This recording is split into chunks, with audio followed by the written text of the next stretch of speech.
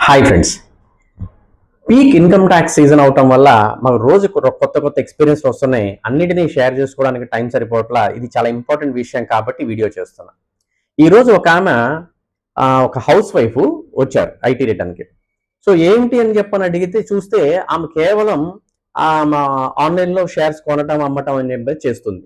సరే demat account తెప్పించి చూస్తే అందులో ఇంట్రాడే ఉంది, తర్వాత ఫ్యూచర్స్ అండ్ ఆప్షన్స్ ఉన్నాయి, షార్ట్ టర్మ్ లాంగ్ టర్మ్స్ అన్నీ ఉన్నాయి, కొంత ప్రాఫిట్స్ ఉన్నాయి.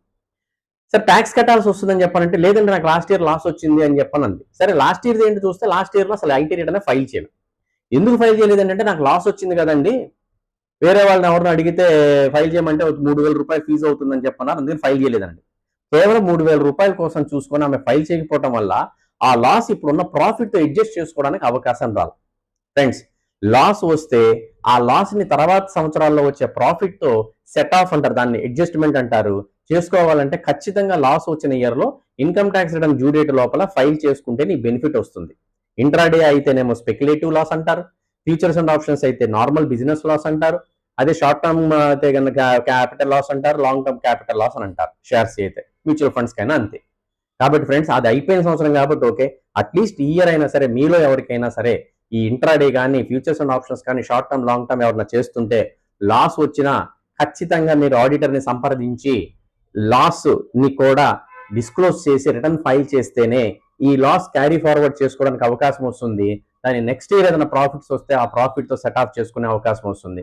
కాబట్టి ఆడిటర్ ఏదో 2,000, 3,000, 4,000 ఫీజు అడిగారని చెప్పని మీరు గుర్తుపడద్దు. ఖచ్చితంగా ఆడిటర్ ద్వారా మీరు ఐటీ రిటర్న్ ఫైల్ చేయండి.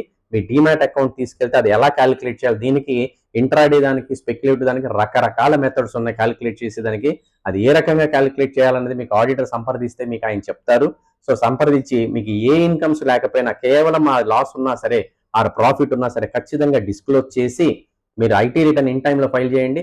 September 15, 2025 last date return file చేయడానికి.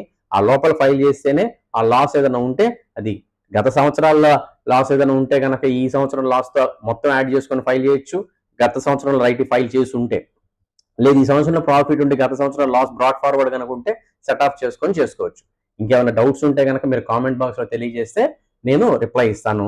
Otherwise you can message me to 9885678619. So wish you all the best. Thank you very much. ఈ ఇన్ఫర్మేషన్ ఇంపార్టెంట్ ఇన్ఫర్మేషన్ మీ ఫ్రెండ్స్ ఎవరైనా సరే షేర్స్ మ్యూచువల్ ఫండ్స్ చేస్తున్న ఉంటే అందరికీ కూడా share చేయండి. Thank you very much.